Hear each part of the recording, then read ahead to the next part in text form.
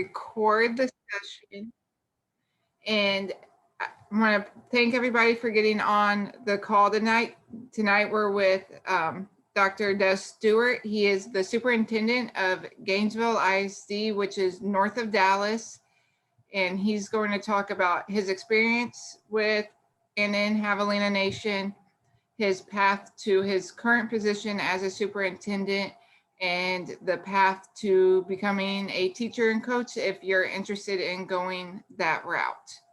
So, Des, it's all yours. Well, first of all, Hannah, thank you for this opportunity. Also, I want to say thank you to Coach Estelle for inviting me to be a part of this wonderful experience. For my teammates that are on the call and for all the athletes, this is a running joke, so you all wouldn't understand this, but I just want to put these on so all my teammates can see. Well, I know Johnny's not on yet, but I want to make sure they see this. All right. As Hannah said, my name is Dan Stewart. I'm the superintendent of schools here in Gainesville ISD, and it's an honor and a pleasure to be with you this afternoon. Really, today I don't have a presentation for you by any means. Today is going to be really a conversation that I really cover some golden nuggets that I think will help you all as you all navigate those waters, especially now during these crazy times with the pandemic. But what I'm going to talk to you today are just some golden nuggets that I feel will help you all moving forward as student athletes, but also that will help you moving forward into life. Because right now, I mean, that's what you all are preparing for, life after Texas A&M at Kingsville. But first of all, I'll just start by saying, I'll start by answering the question, who is Dan Stewart? Dan Stewart is from the big city of Waco, Texas, where me and Coach Estelle crossed paths and we met each other at a very, very young age. I'm the oldest of two. Was a product of a single parent household and lived in, I don't know how much y'all know about Waco, Texas, was raised in a very rough part of Waco. Believe it or not, it was a neighborhood that was notoriously known for athletes. But the downside to that was those athletes, they were going to University of Texas, University of Michigan, this, that, and the other, for a variety of sports. But what was happening was a lot of those athletes would be home after a semester, 2 semesters, 2.5 years. Some even spent a full 4 years in college and returned to Waco, Texas empty-handed. And when I was afforded the opportunity, of course, my playing career started at Sam Houston State University in Huntsville, Texas. And later, 2 years later, after being in Sam Houston, was not happy and ended up transferring to A&M Kingsville, which I really feel really helped put me on the trajectory to where I am today, and has helped me drastically in achieving what I've achieved thus far and continue to strive for in my future. But going back to the upbringings and just to give you some context about me, that the neighborhood I'm from is called Carver Park. And again, notorious for producing athletes, but the downside to it, these athletes were going off to school, but they were not coming home with degrees. One of the promises I made to my parents when I walked away, of course I went to Sam Houston first and later transferred to Texas A&M at Kingsville, was that I would not return home until I received my college degree. I saw the difficulties that those individuals who had come before me were enduring. I saw the difficulties that members of my family were enduring who were not college educated. And I didn't want that to be me. I wanted to break that vicious cycle, as I call it. And I wanted to place myself in a position to where when I got married and began to have kids, that I would be able to provide for them in a meaningful fashion. Now, of course, as an educator, you'll never get rich as an educator. So, I'm not driving a Rolls Royce or a Bentley or flying on private jets by any means. But my riches come in the fact that in the form of me being able to do what I truly love to do, and that's impact teaching and learning. In my position as superintendent of schools, I'm able to, and let me back up before I get back to the superintendent. So graduated from Waco High School, went off to Sam Houston State, later transferred to Texas A&M at Kingsville. Now I'm in my 24th year as an educator. My career started in Fort Worth, Texas, where I taught at Eastern Hills High School. I was a high school algebra and geometry teacher. So I served as a high school math teacher and coach. I was a middle school assistant principal, high school assistant principal, intermediate principal, middle school principal, high school principal, area director, deputy superintendent, and now I am in my 3rd year as superintendent of schools here in Gainesville ISD. So in a nutshell, that my career, of course, spans 24 years, but I've been in 5 different districts.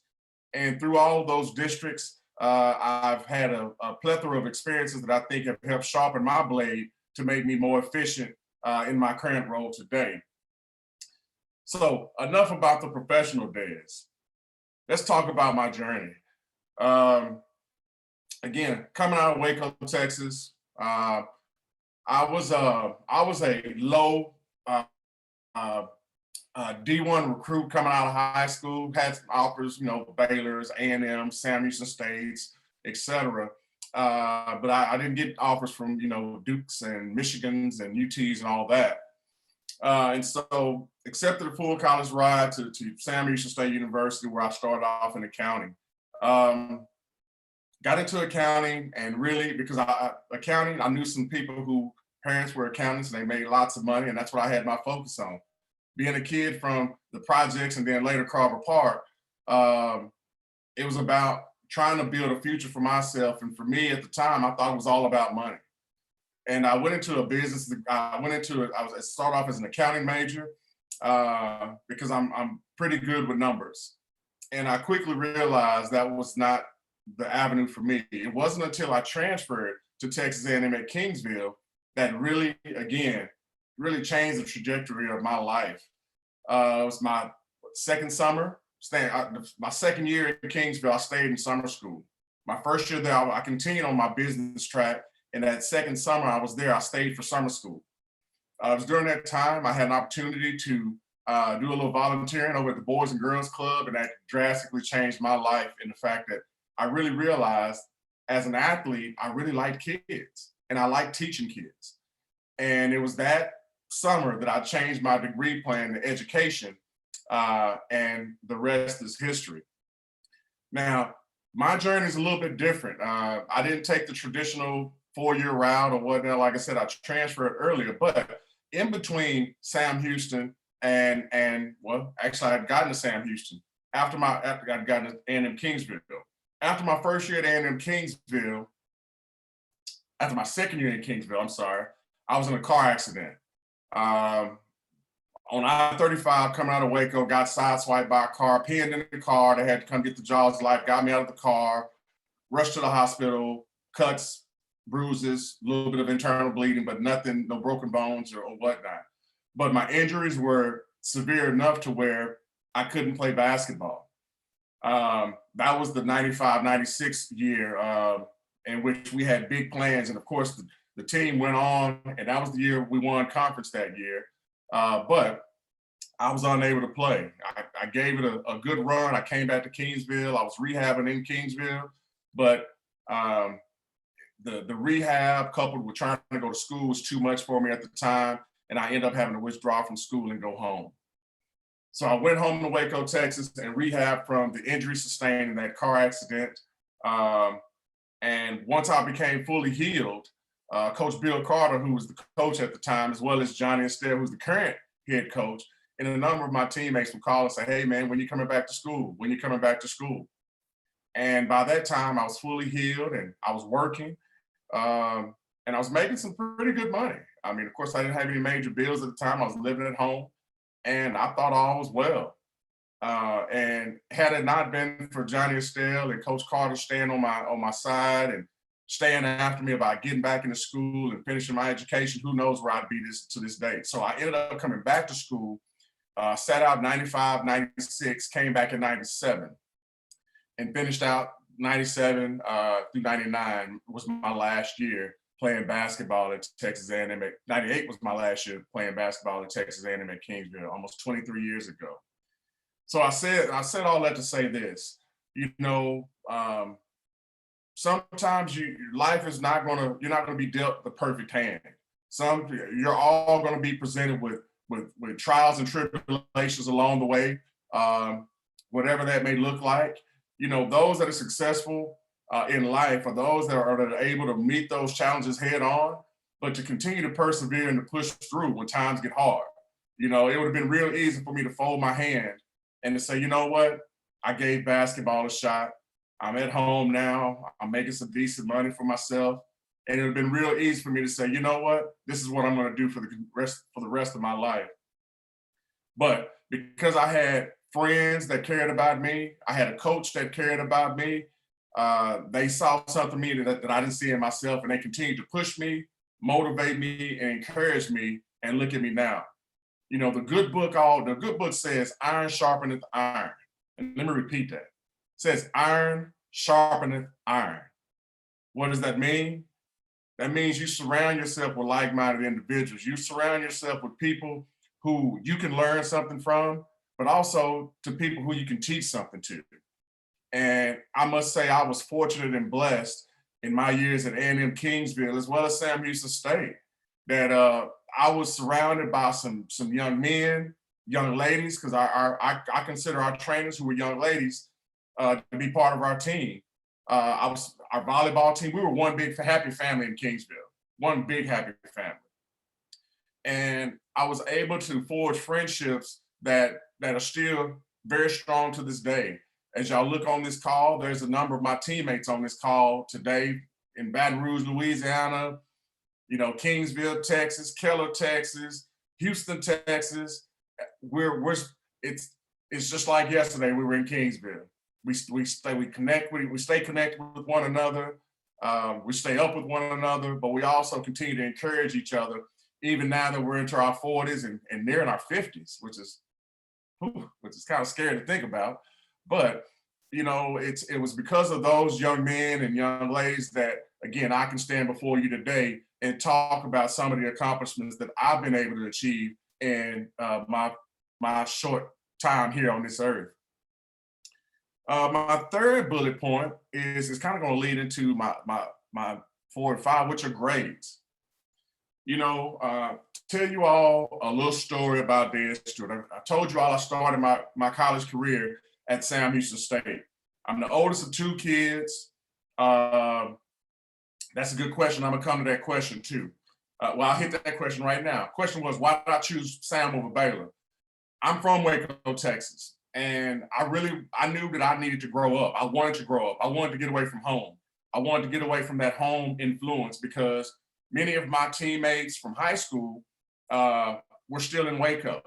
Many of all my family was there, and my friends that didn't play sports were there. So I really wanted to go somewhere where I could focus on not only my academics, but I could focus on my athletics as well. And I felt if I chose Baylor, you know, number one, I wouldn't have stayed in the dorm. I would have been at home. And then I had all of those outside influences that I did not want to steer me away from why I went to college or why I wanted to go to college. And that was to get a college degree. But great question. So while I was at Sam Houston again, first time really being away from home, outside of, you know, summer travels with family.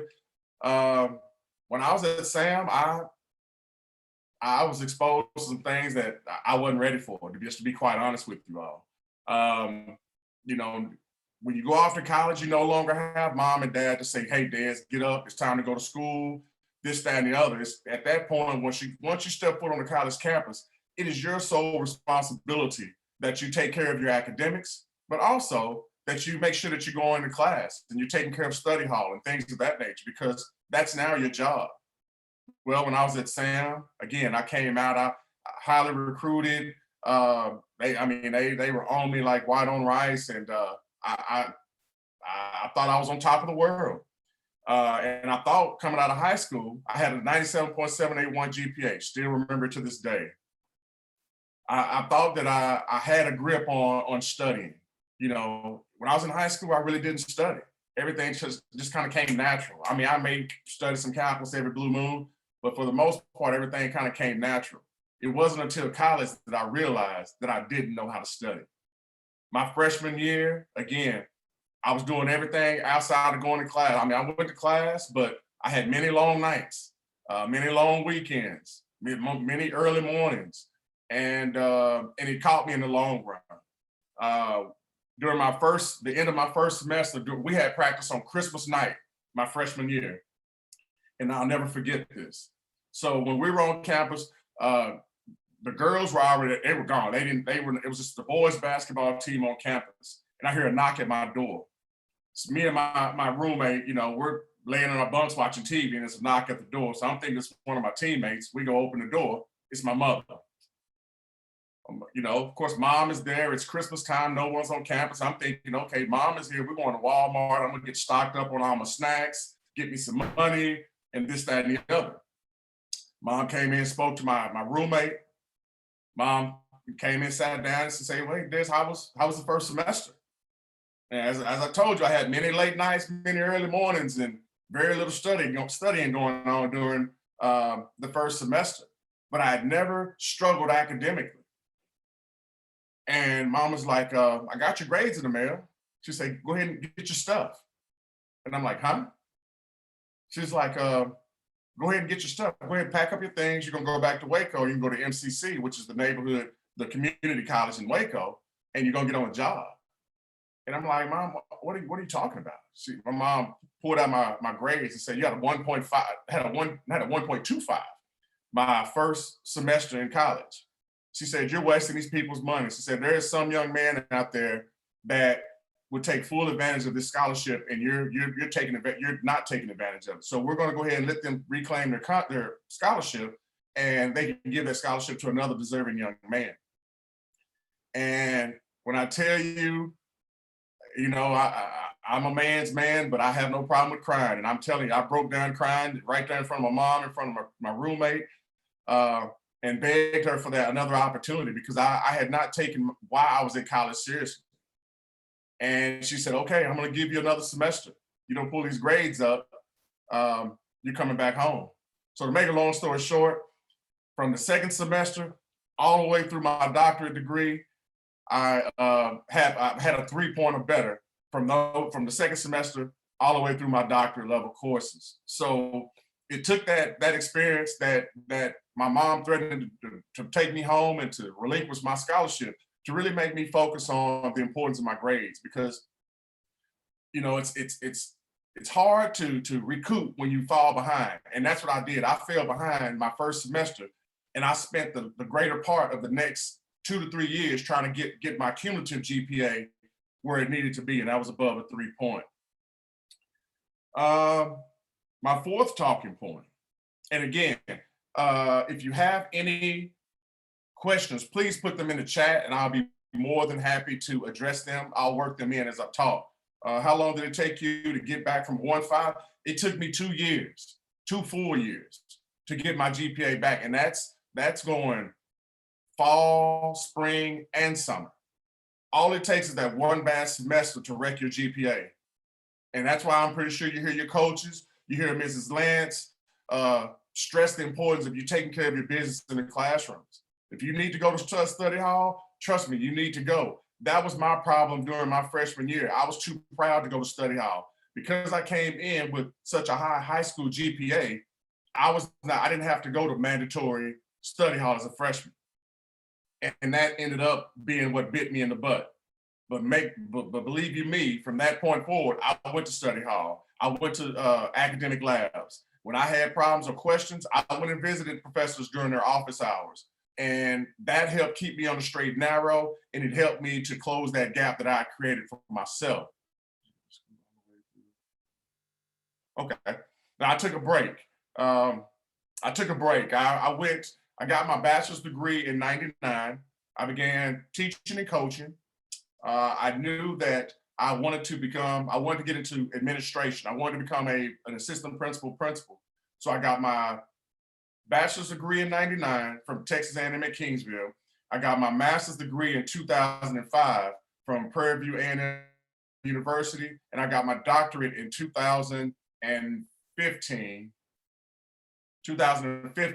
from Stephen F. Austin University. So yes, I took a break in between those, but if I had to do all over again, if I had to do all over again, and keep in mind I was married, had kids, so it made things a little bit more complex. But had I had to do all over again while I was single, I would have went straight through I would have went from at least my bachelor's to my master's degree, maybe took a year off, maybe 2 years off, and then went right into my doctorate. What you don't want to do, if you know deep that long down the road, the job that you want to eventually land in is going to require you to need an advanced degree, get it out of the way now while you're young. I'm telling you, I have many friends right now. As we are getting older, it's becoming more and more difficult for them to go back to school because they've fallen into a regime. They're they have family, they have full-time jobs, and it's become quite difficult for them to be able to etch out some time to not only go to class but to study as well. So I would say get those degrees out of the way as soon as possible. Even if you don't have to go full time. That's a conversation I just had with a good buddy of mine over the weekend. Even if he took three hours a semester over the course of a couple of years, he'd be done. And so make sure that you plot your career path out, and then you apply that plan. Fourth talking point: the pathway to coaching and teaching. Now, I understand as athletes, many of you probably want to go into coaching and teaching. That was my route. As I said, I taught high school algebra and geometry and coached basketball. I did basketball and track. Kinesiology, my minor was in mathematics. My major was kinesiology. You don't have to necessarily just go the kinesiology route to go into coaching and teaching. Okay. Again, I ended up teaching math. Okay. I will tell you, and I strongly talk against this to a lot of our incoming applicants. You need to make yourself more marketable. You need to, you can go into health sciences. You can be a science major. You can be a math major. You can actually be a business major or anything outside of kines and still go into teaching and coaching. The only difference is by me going through the kines program, I went through my ed. Now, I still had to go through an ed prep program, which will be the exact same thing. Just say if you were a business major, you go through your business classes, you'd get your business degree, but then you'd have to go to an alternate certification process, which then would entail you going through an alternative preparation program. Okay, that's generally about 15 hours of ed prep courses, and that right there, once you complete those, you pass your certification tests, you gain your your credentials, and then you're able to coach and teach. I have a cousin of mine he's on that track. He wants to coach and teach, and he thought that his only pathway was to be a kines major. Well, as I learned, kines has changed quite a bit since when I came through and got my major in kines. It's changed quite a bit. And I had to sit down and have the exact same conversation with him about really finding your niche. What is your strong suit? And his strong suit happened to be mathematics. So now he switched his major to mathematics, and he's going to go through an alt prep program so that he can become certified to teach in schools. So don't put all your eggs in one basket. Okay, make yourself more marketable, but also you have to be real with yourself and understand. Me personally, I was strong in mathematics. So if you're not strong in mathematics, I would expect you to go try to get a major in mathematics or a degree in mathematics. You have to find your strong suit, but also know that, again, there are many pathways to becoming a teacher coach than going the straight kines route. Talked about alt certification. COVID. Whoever thought this time and age that in our lives we'd ever come to a point where we had to walk around with masks on our faces, practice, social distancing and whatnot. I just want to, with the whole COVID situation, I just want to stress to you all, and I know your coaches, your athletic directors are telling you, take care of yourselves. I know people that have passed on from the COVID virus. This stuff is real. take care of yourselves, but also take care of your teammates. Me personally, you know, as a son to a mother who has a compromised immune system, and I work in a school system with 3,000 kids, 457 employees. I'm around people all day, every day. So I have to be extra cautious, not only for myself, but also for my three daughters, for my nephew, and for my mother, but also for my other loved ones that may, you know, have health ailments. I have to make sure that I'm not carrying, you know, this COVID back to them. So take care of yourselves. Wear your masks, practice your social distancing, and be safe out there during this crazy, crazy time. One of the things that I wish that someone would have talked to me about when I was in college is that it goes back to the old saying, you know, trouble is easy to get into, but hard to get out of. Let me repeat that. Trouble is easy to get into, but hard to get out of. You all are student athletes, and let me stress that, student athletes. Without your studies and taking care of your business in the classroom, there is no athletics. You have to make sure that you remain focused and you stay focused on why you're there. That's kind of going to be my last talking point, is the why. But you have to truly understand why you're at Texas A&M at Kingsville. Are you going to go to the NBA, the NFL? Don't get me wrong. I'm not knocking anyone's dreams. I think every young man who's played basketball has had some type of dream of going to the NBA, or a young man who's played football to the NFL, or a young lady who's played basketball to the WNBA or overseas, etc. If you're one of those that few that are afforded and blessed with that opportunity, hey, go forth and do great things. But there's a good number of student athletes that will not be afforded that opportunity to play professional sports. I'm pretty sure you all have seen that old NCAA commercial said, "I went pro in something." You know, I went pro in something. I'm a professional educator. You know, I didn't go to NBA. I didn't go across seas, but I'm very proud of the route I've taken and what I'm able to do for our society and what I'm able to do for my profession. So please make sure you're taking care of yourselves outside of the classroom, and carrying yourselves as the quality young men and young ladies that you are. Because trust me, if you were not that caliber of young person, you wouldn't be at Texas A&M at Kingsville.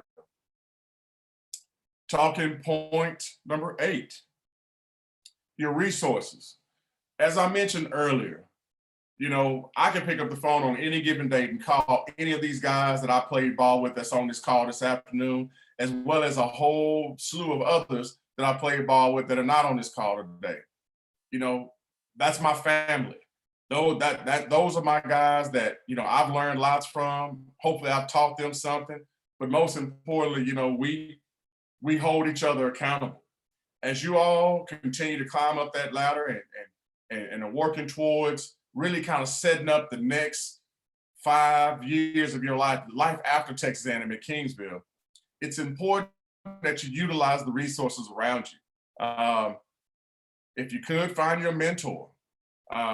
I've spoken with some individuals at some other campuses, and they're setting up mentoring programs, which I think is an excellent idea, which is actually one of the initiatives that I'm going to be moving forward with here in my K-12 system, is setting up a mentoring program. Many of you are away from home, away from mom and dad, and I understand you can pick up the phone, call mom and dad, or FaceTime mom and dad, but sometimes you just need to be able to get in front of somebody, and somebody just to speak to and talk to and throw some things at or whatnot. It's important that you have that, you know, have that accountability partner, you know, with your teammates. You know, when you talk about the success of your organization, you know, you're only as strong as your weakest link. So it's important and critical that you all hold each other accountable. There's going to be days where somebody's having a bad day as a team member, teammate. You know, hey man, come on, let's pick him, slap him on the butt, let's go, man. Give him a pat on the shoulder. Hey, shake it off. Let's get it going. Because trust me, I can tell you, as a former athlete, I had many down days. My dad passed away when I was in college at A&M Kingsville, and my teammates, you know, Johnny went home with me and was there, you know, during our grieving time when I came back to Kingsville. My teammates, you know, opened up their arms and took me underneath their wings, and you know, I had my days where I was down and out, But because my teammates cared about me and they saw that I was struggling, they patted me on the back and gave me that upliftment that I needed to push forward and to continue on with, and finish out the mission. And that mission was graduating from college. Like I told my dad and my mother I would when I left Waco, Texas. It was unfortunate that my dad didn't get a chance to see me walk across the stage any of the times that I've graduated from college, but I know that he looked down upon me. He had a big grin from cheek to cheek as I completed the mission and completed my promise to my parents. And it was because of my teammates and my coaches that I was able to fulfill that promise. And the last thing, I really want to, I'm a man of quotes, and I love poetry. So I want to read a poem to you all that, when times get tough for me, I go back to this. This is a poem that I learned back in high school, and it stuck with me to this day. It's very relevant to what I do currently, but I think it's relevant for any and everyone. And it's called Invictus. It goes, out of the night that covers me, black as the pit from pole to pole. I think whatever gods may be for this, my unconquerable soul. In the fell clutch of circumstance, I've not winced or cried aloud. Under the bludgeonings of chance, my head lay bloody but unbowed. Beyond this place of wrath and tears looms but the horror of the shade, and yet the menace of the years finds and shall find me unafraid. It matters not how straight the gate, nor how charged with punishment the scroll. I am the master of my fate. I am the captain of my soul. That last line, I am the master of my fate. I am the captain of my soul. I tell you all, young men, young ladies, if this young man, and like Johnny said earlier, I used to have a red afro back when we were little. Of course, you can see that's left me. But if Dan Stewart, product of a single parent household, born and raised in the Stella Maxey projects, later moved to Carver Park, if you think about low socioeconomic or at risk, I hit every indicator. If I can make it to where I am current date and where I aspire to continue to move towards, the sky's the limit for you all. As the poem said, you are the master of your fate. You are the captain of your soul. No one can stop you from achieving whatever you set your goals to be. No one can stop you but you. And so my biggest word of encouragement to you all is, as I said earlier, success isn't easy. You're gonna have your days where you're challenged. You're gonna have those days where you wanna quit. You're gonna have those days where things are just not going the way that you had planned. For me personally, I take those opportunities as motivators. It kind of goes back to when I talked about the athletes from Carver Park. I had people who labeled me, oh, he's just going to be another one of them. That added fuel to my fire. I'm going to prove to you that, Dan Stewart is from Carver Park and Stella Maxey, and Dez did get a full college scholarship, but Dan Stewart is going to come back with a degree.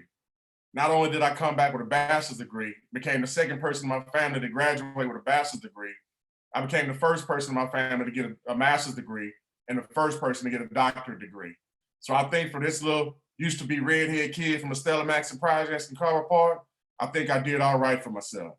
So I encourage you all to set your goals high and don't let anyone deter you from those goals. You are the masters of your fate. You are the captains of your soul. Questions?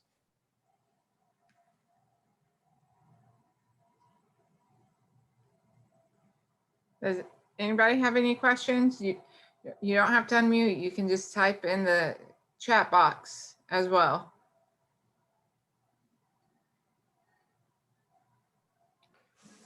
Well, I'm always have a comment, but Dez, I'm just, as a brother, we started a long time ago, and I talked to our team and our athletes here about the importance of relationships and the right kind of relationships. And where we come from in Waco, there's not many of us that get out, but the ones that do, we do nice things because we know how to differentiate between, and discern between people that are really going somewhere in life and those who would bring you down. And I just think about all the times that, you told a story about when your father passed away our first year, but if you remember, my grandmother passed away and you were there for me. Mhm. And, that relationship that started when we was 9 or 10 years old in the boys club, came to fruition years later down here. And to see the success that you've had uh, is an inspiration to me. The way that you have touched me and my family's life, my wife and all my children, their uncle. That's what I really want for our kids. I want them to understand that it's way bigger than you. It's about Absolutely. us. Absolutely. And if you want to go somewhere, take somebody with you or surround yourself with successful people like like you said, our teammates. The culture at this university now, as you know, you've been back a few times, is going in the right direction. These young men and women that are on there they have a lot of talent, got a lot of potential. But I think sometimes they're not raised in a society that allows them to experience the things that we were to come back from. If that makes sense what I'm saying. Everything's a little easier for them. But when they hit that rough patch, they have to be resilient. And I really believe that your story was relevant. You told the good and the bad about where you could have quit. And man, I just want to say I cannot be more proud to call you my brother and a fellow Javelina for life, and a guy that's a living testimony of what believing in God and allowing people to help them can do for you and your life and your children. Absolutely. Absolutely. And student athletes, kind of going back to that comment I made earlier when I said trouble is easy to get into and hard to get out of. You all are living in a different world than we were 20 plus years ago back when we played. Back then we didn't have cell phones. Back then we had beepers. I'm aging myself. That was right when cell phones were starting to become affordable to the common man. If you wasn't a doctor or some high-ranking official, that's when cell phones was really starting to get ramped up. So we didn't have Facebook and all of that and video cameras and all that. Do the research. You hear about it. Seem like every other week, either some grown up is getting themselves jammed up or fired from a job because of inappropriate posts and texts, or some student athlete is losing their scholarship because they posted something or they liked something or they retweeted something that was inappropriate. That goes back to the responsibility piece that I talked about earlier. Your job right now is to get an education and to play ball. That's that. Now I understand all other stuff is icing on the cake, but you have to understand if you can handle that responsibly, then you can have the best time ever in college. Trust me.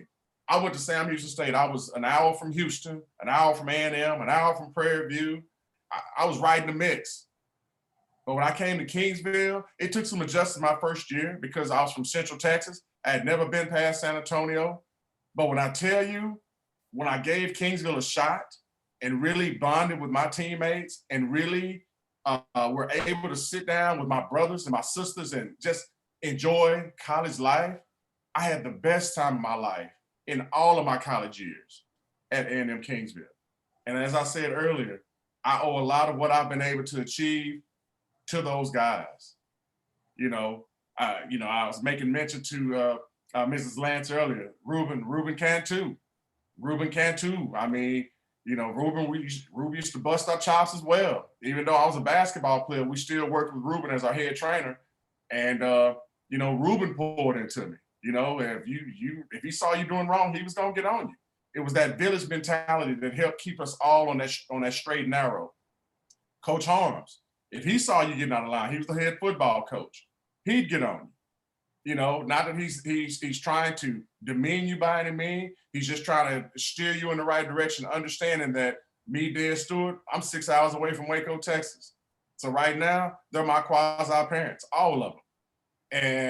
And it was because of those experiences, because of those interactions, that again helped mold me, helped keep me on the straight and narrow, and now has me able to now give back in hopes of kind of refining and sharpening that next line of javelinas as you all prepare for adulthood or the years beyond Texas A&M at Kingsville.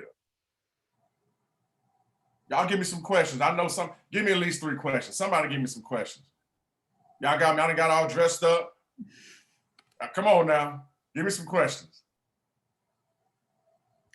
Can you explain how the whole hiring process works for teachers and how, your contract comes out, gets renewed every year? Okay. You said the hiring process for teachers? Yes. Okay. That's a great question, Ms. Lance.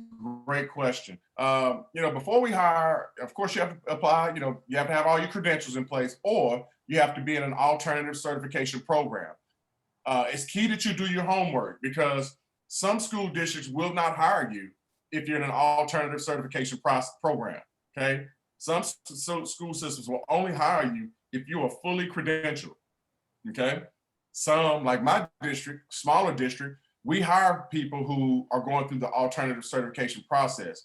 But one of the things that people don't talk about is the research that goes on behind the scene. If Jordan Wilson was being considered for a job, and I say Jordan because I see your name right here, right on my screen. If Jordan Wilson was being considered for, just say, a math and coaching job in Gainesville ISD, what's going to happen is, of course, they're going to check your references to make sure that your references check out. So I'm going to call Coach Johnny Estelle. Jordan's a top tier young man, was a ball player here. He did great things, blah, blah, blah, blah, blah, blah, blah. But then on the flip side, my HR department is going to get into your social media. We're going to check Facebook, Twitter, Snapchat. Trust me, just because you mark it private, it's not private. Okay, I work with the police. Just because you mark it private doesn't mean it's private. So that's why I told you all earlier. It's important that you're monitoring and that you're not retweeting and liking these inappropriate posts, because trust me, there's been several young people that and more seasoned people that we have denied jobs to because of their activity on social media. Once you pass the reference test and you pass the social media test, then at that point, contracts are extended to those individuals. Generally, you're on a probationary contract for your first 3 years. If you come in and do a bang up job your first year, you do come back the second year as a probationary. After your second year, the district has the option to then make you term. Okay, what is a term versus probationary? Probationary, I can walk into your classroom and say, you know what, Mr. Wilson, we've had a good year, but we no longer need you. And at that point, you are dismissed from your roles and responsibilities. When you become term, it becomes a little bit more, it's kind of like tenure. It's like a college tenured professor. It becomes a little bit more, your job is a little bit more secure. And the process is a little bit more complex, if I ever were to get to the point where I was trying to get rid of you. I got some, okay. Say, well, describe the education fair you went to as a student in Kingsville. Oh, okay. Anytime you go to a job fair, always understand and know when you walk through the door, you're already interviewing. Okay. Potential employers, they're not going to give you the time of day if you come in there with some gym shorts, some slides, and a tank top on, saying that you're interested in teaching and working in their school systems. Okay. You need to look nice. I'm not saying you got to come in there with a bow tie and this and whatnot, but I can tell you what, you do go in there like that, you're going to stand out. You need to be dressed for success at all times. I can tell you my experience at the sub. I had one suit, and I had that suit on when I went to the sub, and it was there where I began to make contacts for potential jobs as I neared graduation. And so please make sure that when you go that you have your resumes. Check your resumes. Make sure that they don't have any typos. Make sure that the grammar is correct. We don't want to look at your resume and it look like it's a text message. You typed it out like a text message.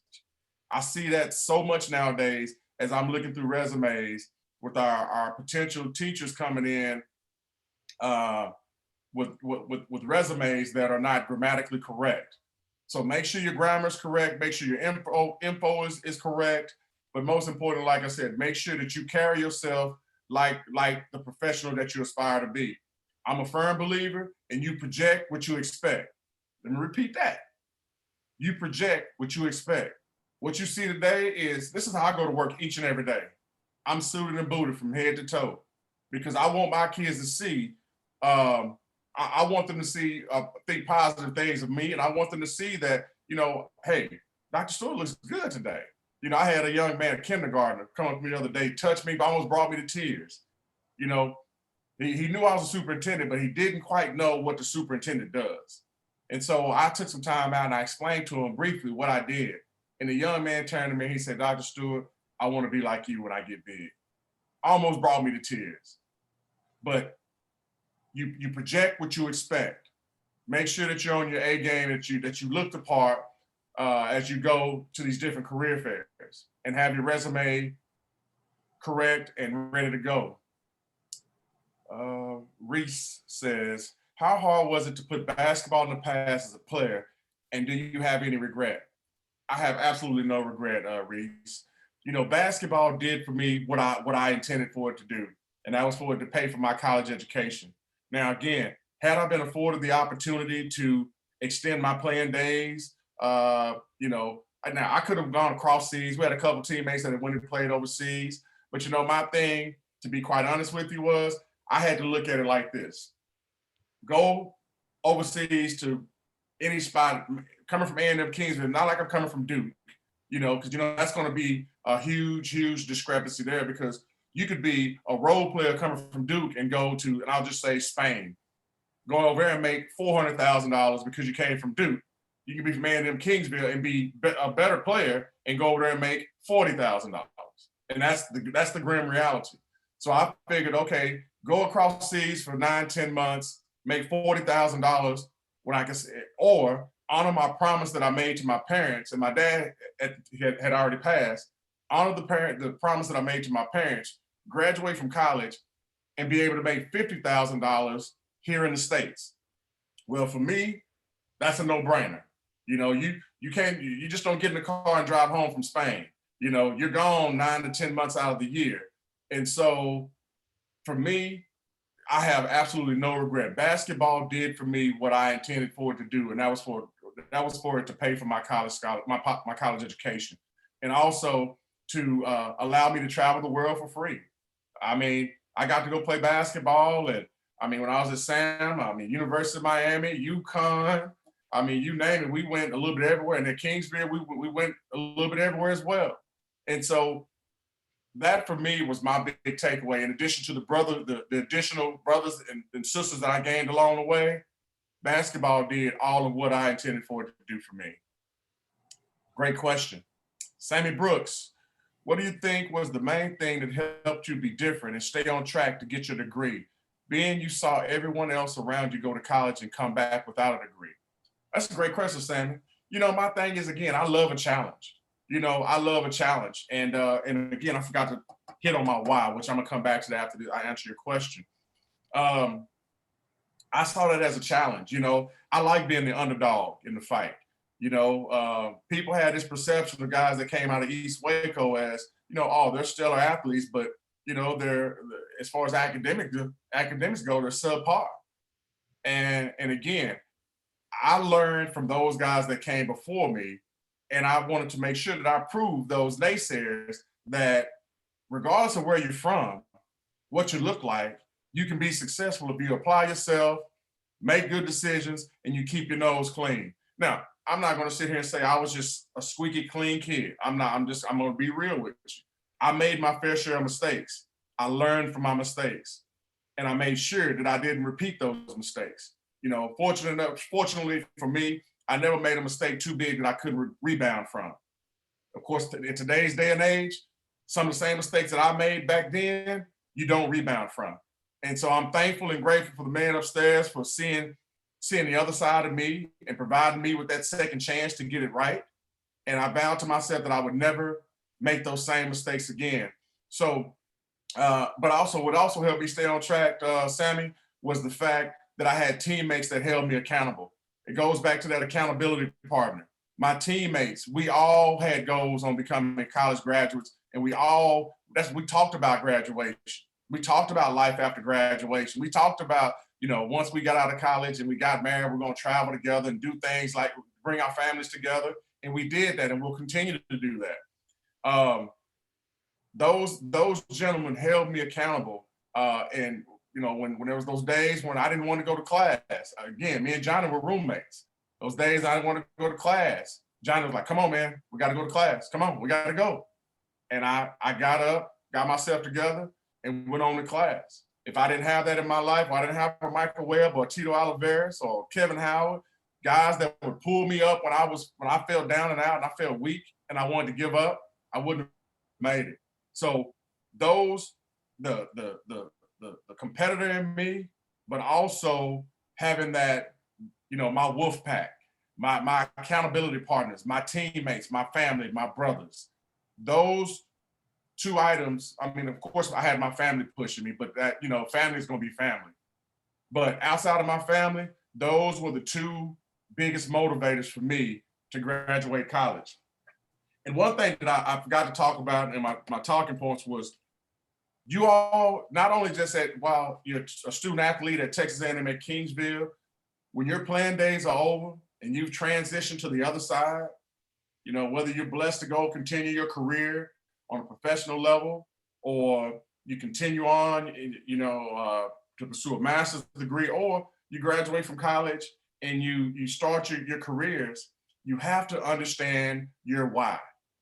Okay, WHY. What is your why? Why does Jordan Wilson do what he do? Why do you play basketball? Why are you at Texas A&M Kingsville? You're there to get a degree. You're there to better yourself, and you're there to put yourself in a position to where when your playing days are over, you can enjoy a fruitful lifestyle moving forward. You're setting up the next chapter in your lives right now. And so for me, my why, of course, I'm much older than you all, but my why, I ask myself this time and time again. My why, as I told you all earlier, I'm the proud father of 3 beautiful young ladies. My oldest is a senior at the University of Houston. My middle one is a sophomore at Baylor University. And my youngest one is a senior at Mansfield Lake Ridge High School. And she will be going to the University of Georgia next year on a volleyball scholarship. Those are my three of my big whys, why I do what I do. But my other important why, as I told you all earlier, I grew up in a single parent household, and later my mom married my stepdad, who I called dad. He raised me from Pampers to a grown man. This is a picture of me and my mom, and I'm trying not to get emotional because this is something that's near and dear to my heart. But this is the picture of me and my mom when I got my doctorate degree. You see the smile on her face?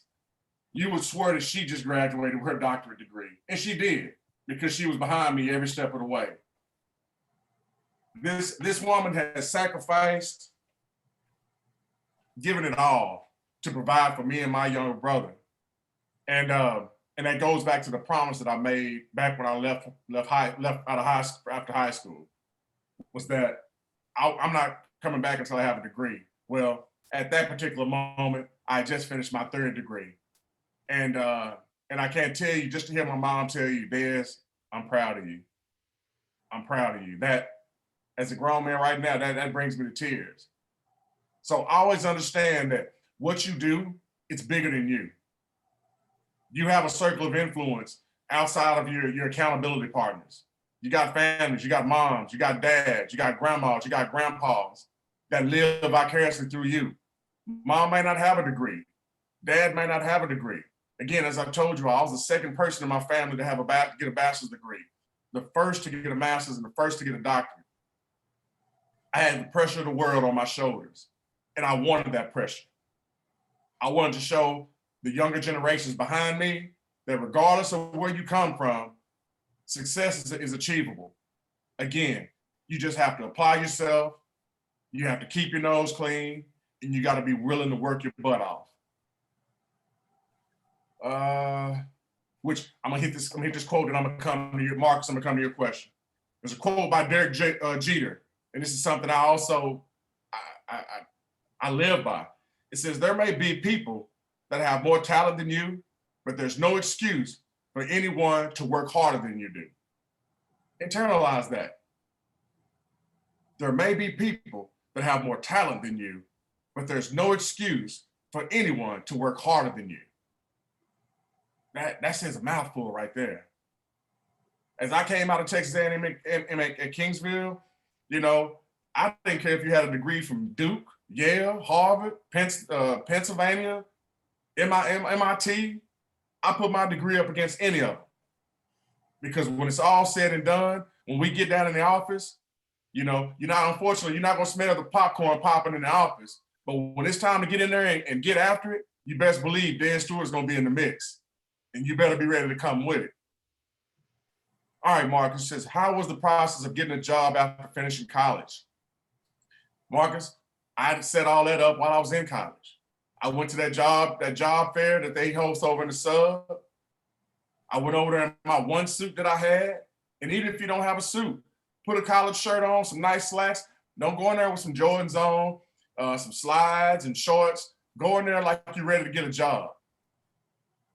Put your Sunday's best on, business casual. You go in there and you present yourself like the quality young man that you are. You go in there with your resume and you talk to the school system or whichever school district you're applying in. You talk to them about what Marcus brings to the table. I'm a hard worker. You know, I'm internally driven, and I want to work well. I want to do well with kids. You know, whatever your personal philosophy is, your work ethic is, you have to be willing. You have to be able to sell yourself to those individuals and talk about what Marcus brings to the table. Trust me, Marcus, I can sell a blind man glasses. There's nobody that can tell you about Dan Stewart better than Dan Stewart. And so you have to go. It's not going to come fall in your lap. You got to go get it. And so whether it's a job fair at Texas A&M at Kingsville, at Corpus Christi, I mean, sometimes you might have to travel outside of your area of comfort in order to get that look that you were hoping to get. You know, go to those job fairs ready and prepared to get the job. Because I'm telling you, I made my contact at Texas A&M at Kingsville. When I graduated, I had a job waiting on me.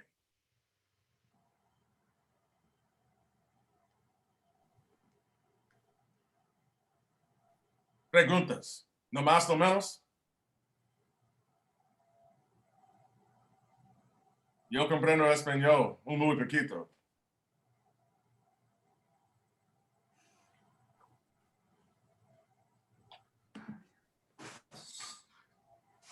Man, where you learn that at? Look, I only took 6 years of Spanish, but then I was in Kingsville, so I got a chance to practice a little bit myself. Let me try something real quick, because I want to do this one time, because it's been a while. Let me try something real quick. Let me see if it's gonna come through for me.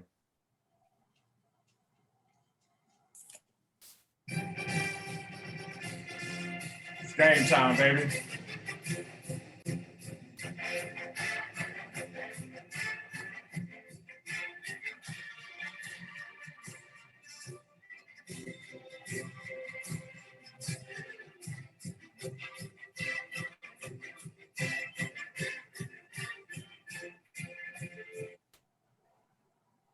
I'll stop it there. I just had to get that good feel. But Miss Lance, hey Anna, I saw Anna pass by. Miss Lance, any other questions for me? I think Omar just had one last question for you, which was asking, what does the necklace you showed before you started mean? Well, this necklace here, it's a team token. This was just our brotherhood. You know, we always talked about, you know, who was going. It's kind of like, you know, when you had that good play on a football field, they give you the belt or whatnot. We had our own little inner competitions as brothers, as team members. And so I was, at the end of the day, I was the one who remained, who had they call them the golden dice. I was the one who had these, and they've been with me for 23 years now. But it's nothing. It's really a little silly joke we had amongst each other. Has no significant meaning whatsoever, but I thought my teammates would find that quite funny, since we always talked about that back when we was in college. All right. Well, thank you for taking the time this evening to mentor our student athletes and the rest of us about your experience, what it's taken to go from where you grew up in Waco to where you're currently at in Gainesville ISD. Michael says he loaned them to you. Again, just really appreciate you taking the time to get on the call with us. Oh, absolutely, no problem. Thank you. It was. I want to thank you, and I want to thank Johnny as well as the student athletes for number one being here. You know, you having a seat at the table says a lot about you all as student athletes and taking this seriously. So thank you all for this opportunity to be here. Hopefully, I didn't bore you all too much. Ms. Lance, for those students as they get closer to graduating, or those seniors that are getting ready to graduate, I offer my email address. Please email me if you're going into education and you have any questions. I know sometimes questions come about, after the fact. And so, Ms. Lance, if you can shoot my email, I can put it in the group chat. I'll send it out to everybody. What happens is after the recording gets done, I send it to Sports Information. They edit it for me and load it up to Javelina Athletics, and I send it out to all of our students so they have it with your contact information in it. Okay. And however I can assist you all. Again, as I said earlier, iron sharpeneth iron. Use your resources. I'm offering my services to you. If you have questions, regardless of how big or how small, I'll be more than happy to answer those questions. So I greatly appreciate y'all for this opportunity. Y'all don't know what this means to me, to be able to sit back and, because like I said, it was not too long ago I was sitting in y'all's chair and we didn't have this opportunity. And so for me now to be able to reach back and pull somebody up and to be able to give you all some golden nuggets, I hope that I've blessed you all with something that you can walk away with, but I also want to encourage you all to keep on keeping on. Keep the Javelina spirit alive, keep representing us well, and take care of your business, because before you know it, that senior year will be here, whether you're ready or not. That senior year is coming.